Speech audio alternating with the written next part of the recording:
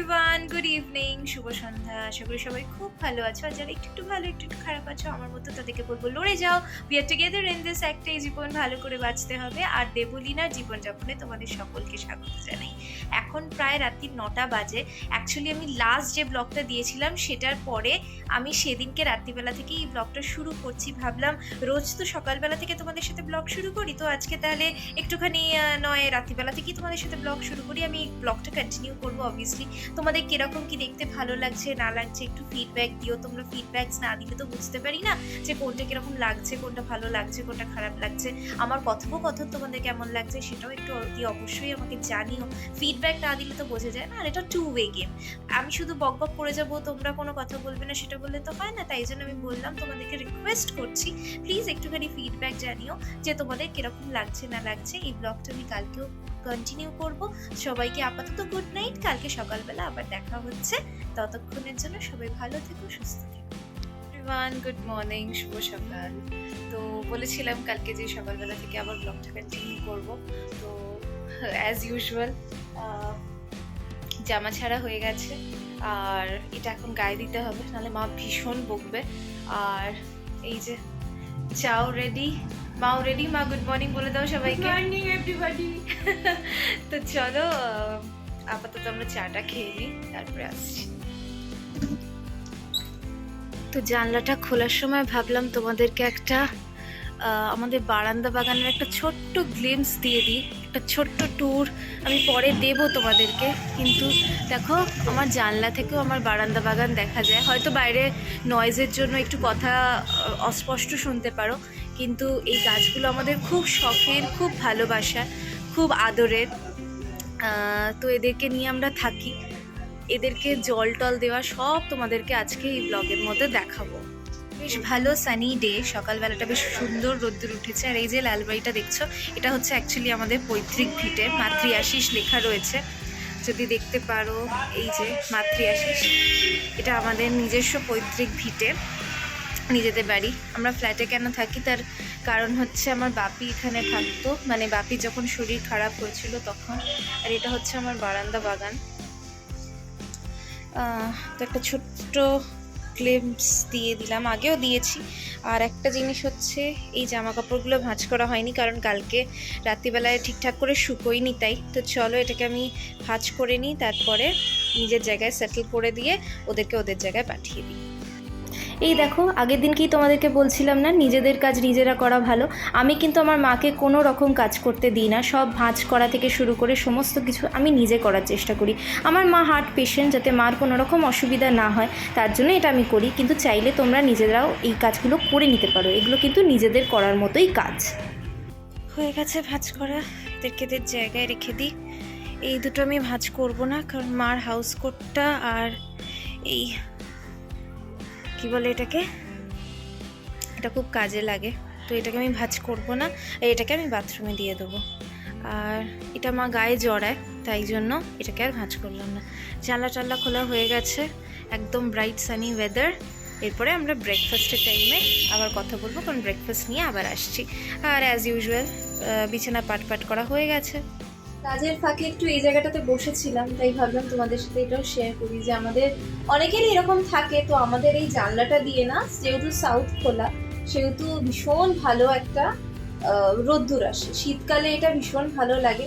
গরমকালে জানলাটা বন্ধ রাখতে হয়, এসি চলে। কারণ আমার মা, এই যে আমার মা হচ্ছে হাইপার টেনশনের রুগী, মানে প্রচণ্ড পরিমাণে প্রেশার রয়েছে, প্রায় 3-4টে মেডিসিনস খেতে হয়। তাই জন্য মাকে তো ঠান্ডাতে রাখতেই হয়। কিন্তু শীতকালেও বেশ এই জায়গাটা ভালো লাগে, কারণ মা রোদ্দুরে শুয়ে থাকতে পারে, আমিও এখানে বসে কাজ করতে পারি। তো যাই হোক, 12টা বাজতে যায়, আমাদের তো চা খাওয়ার টাইম। তবে আজকে আমি চাটা চিনি ছাড়া করব, কারণ রোজই প্রায় চিনি দেওয়া চা খাওয়া হয়ে যাচ্ছে, which is not good at all. তো আমি মাকে বলেছি, মা আজকে আমরা চা, আর ওদিকে দেখতে পাচ্ছ অমরনের ব্লাড প্রেশার মেশিনটা, এটাতে রোজ আমি মার প্রেশার মানে মাপি আর কি।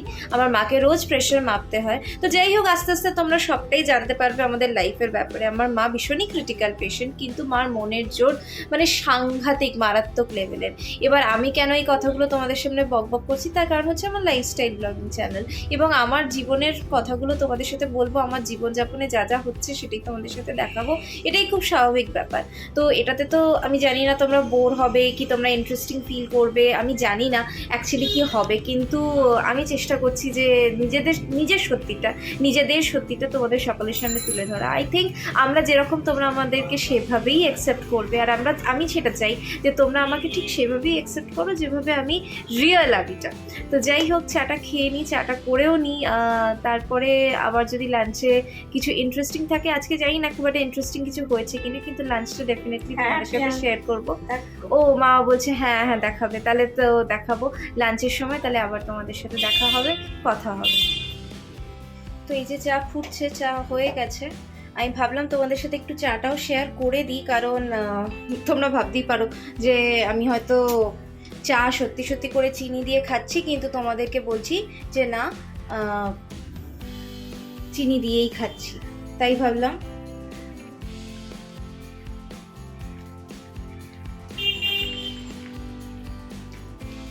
ফোকাস নিচ্ছে না কেন আমি জানি না। যাই হোক, বাবারে ছাপাছাপি হয়ে গেছে। যাই হোক, এই একা হাতে ব্লগিং করা কিন্তু খুব ডিফিকাল্ট ব্যাপার। দেখো, এক ফোঁটা চিনি দিইনি, কিন্তু এক ফোঁটা চিনি দিইনি। আর আমার ব্লগে চাটা থাকবেই, সেটা কম্পালসারি, কারণ আমার মা চা খোর, চা খেতে ভীষণ ভালোবাসে, তাই চাটা একদম থাকতেই হবে কম্পালসারি। আমি চিনি দিয়ে দিই না। তো মা উঠে পড়ো। এই যে মা এখন রোদ্দুর পোয়াচ্ছে, চা হয়ে গেছে। আর এই জায়গাটা আমি মোটামুটি একটা ক্লিন করে রেখেছি। দাঁড়া, আমি নিচে রাখি। ছাপাচাপি চা হয়ে গেছে। হ্যাঁ, যাই হোক, মা চা খাবে তো এখন? চলো, তারপর আবার লাঞ্চে দেখা হবে। আমার কিন্তু একটা রিওয়ার্ড দেওয়া উচিত, আমি রোজ চা করে খাওয়াই কাজের মধ্যেও, বলো? যাকে তুমি আমাকে ভালোবাসা দিও, তাহলেই হবে। I love you. এটা কিন্তু বলা খুব দরকার। আমাদের মা বাবাকে কিন্তু আমরা বলি না, জানো তো। যতটা ভালোবাসি, যতটা ভালোবাসার কথা বলা উচিত, ততটা আমরা বলি না। তো বলাটা কিন্তু খুব উচিত। তো সবাই নিজের বাবা মাকে যে যাকে ভালোবাসো, যতটা ভালোবাসো, সেটা ব্যক্ত করবে অতি অবশ্যই। বারবার করে বলবে যে হ্যাঁ, আমি তোমাকে ভালোবাসি। এটাতে তাদেরও ভালো লাগে, আর নিজেরও একটা ভালো লাগা জন্মায়, তাই না? যে আমি আমার মনের ফিলিংসগুলো আমার মা বাপির সাথে শেয়ার করতে পারছি। মা বাপিকে যতবারই বলো ততবারই কম বলা হবে যে আমরা তাদেরকে ভালোবাসি। অনেক বকবক করে ফেলেছি, চা খেয়ে নিই, তারপর আবার লাঞ্চে দেখা হবে। রান্নাবান্না সব চলে এসছে। এই তিনটে আমাদের হয়েছে: উচ্ছে আলু সেদ্ধ, ভাত, মাছের ঝোল। এটাতে মনে হচ্ছে আজকে লঙ্কার গুঁড়ো পড়েছে, যার জন্য এরকম রংটা এসছে। ওটা হচ্ছে পেঁয়াজ দিয়ে মুসুরির ডাল। তো যাই হোক, লঙ্কার গুঁড়োটা সরিয়ে রাখতে হবে। আর এই তিনটে আমার কাছে খুব স্পেশাল, কারণ এই তিনটে জিনিস কি বাটা আমি ঠিক জানি না। আর এটা কি মা? এটা হচ্ছে চাল কুমড়োর ঘন্ট। আচ্ছা, আর এটা লোটে মাছ, যেটা আমি কোনোদিন খাইনি, আজকেই ফার্স্ট টাইম খাবো। একবার বোধহয় আম্মা করে দিয়েছিল, আমার ভালো লেগেছিল, তাই আমি বুলবুলি দিই, মানে যে আমাদের মেড সার্ভেন্ট, যে আমাদের হাউস হেল্প, তাকে আমি বলেছিলাম যে আমার খুব ঝাল ঝাল খেতে ইচ্ছে করছে, কারণ আমার প্রচণ্ড সর্দি লেগেছে বলে। তাই জন্য সে আজকে আমার জন্য করে নিয়ে এসছে, মানে জাস্ট এই একটু আগে দিয়ে গেল। তো চলো আমরা এখন খেয়ে নিই, আর খাওয়া দাওয়ার পরে তোমাদের সাথে এসে কথা বলছি। খাওয়া দাওয়া হয়ে গেল ফাইনালি, একটা পর্ব মিটলো। খাওয়া দাওয়াটাও যেন একটা পর্ব। তবে দ্য গুড নিউজ ইজ মার সর্দিটা অনেকটাই সরল হয়েছে। বেচারা কাশছে ঠিকই, কিন্তু আগের থেকে বেটার আছে। আমিও আগের থেকে ভালো আছি, তোমাদের সকলের আশীর্বাদে, সকলের ভালোবাসা। আর এখন আমার 15 মিনিটস হাঁটার টাইম। তো যেটা বলার জন্য আরও ক্যামেরাটা হাতে তুলে নিলাম, সেটা হচ্ছে মানে আমাদের যারা হাউস হেল্প, তারা তো একটা খুব বড় রোল প্লে করে আমাদের জীবনে। তো সেটা নিয়ে একদিনকে কথা বলবো ডেফিনেটলি, কিন্তু আজকে ছোট্ট করে একটা কথা না বললেই নয়। মানে বুলবুলি দি আমার জন্য যতটুকু করে, মানে এই যে খেতে চেয়েছি, সর্দির মুখ ভালো লাগছে না, তার জন্য লোটে মাছ করে নিয়ে আসা, কোনোদিন খাওনি, একবার টেস্ট করে দেখো। তারপরে এই যে শিম বাটা করে নিয়ে আসা, তারপর একটু ঝাল ঝাল করে মাছের মাথা দিয়ে কি দিয়েছিল মা ওটা, চাল কুমড়ো। তো এই জিনিসগুলো, এই ভালোবাসা পাওয়াটা না একটা বিরাট বড় ব্যাপার। মানে এটার জন্য ভাগ্য লাগে ভাই, সিরিয়াসলি। দেখো বাবা মা আত্মীয় পরিস্বজন সবাই, কেউ কেউ ভালো হয়, কেউ কেউ খারাপ হয়, কেউ কেউ মন্দ হয়, কেউ কেউ আবার খুব আত্মার আত্মীয় হয়ে যায়। কিন্তু এই টাইপের মানুষদের, বাইরের মানুষদের ভালোবাসা অর্জন করা কিন্তু অতটা সহজ নয়। এরা এত সহজে আমাদেরকে আপন করে নিতে পারে, এত সহজে ভালোবেসে ফেলতে পারে। আমরাও যদি একটু ভালোবাসি ওদেরকে, আমরাও যদি ওদেরকে আপন করে নিই, তাহলে ব্যাপারটা কত ভালো হয় বলো তো। আর আমার মনে হয় না এটা, ভালোবাসাটা না টু ওয়ে গেম, একদিক থেকে হয় না, সিঙ্গেল হ্যান্ডেডলি হয় না, এটা দুদিক থেকেই হতে হয়। তো আমাদের সাথে আমাদের রিলেশনশিপটা এরকমই, মানে এত ভালোবাসি আমরা একে অপরকে যে আমার কোনো অসুবিধা হলে ওরা দেখে, ওদের কোনো অসুবিধা হলে আমরা দেখি। তো এই ডেভেলপমেন্টটা যদি প্রত্যেকটা ঘরে ঘরে তৈরি হয় না, তাহলে আমার মনে হয় মানে ওয়ার্ল্ডের অনেক প্রবলেম সলভ হয়ে যাবে। তোমরা কি মনে করো সেটা ডেফিনেটলি জানিও। তবে আমার মনে হয় এই ভালোবাসাগুলো, এই প্রাপ্তিগুলোর না কোনো তুলনা হয় না। দিজ আর প্রাইসলেস, তাই না? তো যাই হোক, এটা বলার জন্যই আমি আবার ক্যামেরাটা অন করলাম। তো যাই হোক, আজকে আর নতুন করে দেখানোর কিছু নেই, আর এবার তো কাজে বসে যেতে হবে, আর টাইম পাবো না। তো যাই হোক, আজকের দিনের জন্য আমি বিদায় নিচ্ছি। তোমরা ভালো থেকো, সুস্থ থেকো। আবার দেখা হবে অন্য কোনো দিন, অন্য কোনো ভোরে, অন্য কোনো সকালে, অন্য কোনো আলোয়, অন্য কোনো ব্লগ নিয়ে। ততক্ষণের জন্য সবাই ভালো থেকো। দুগ্গা দুগ্গা।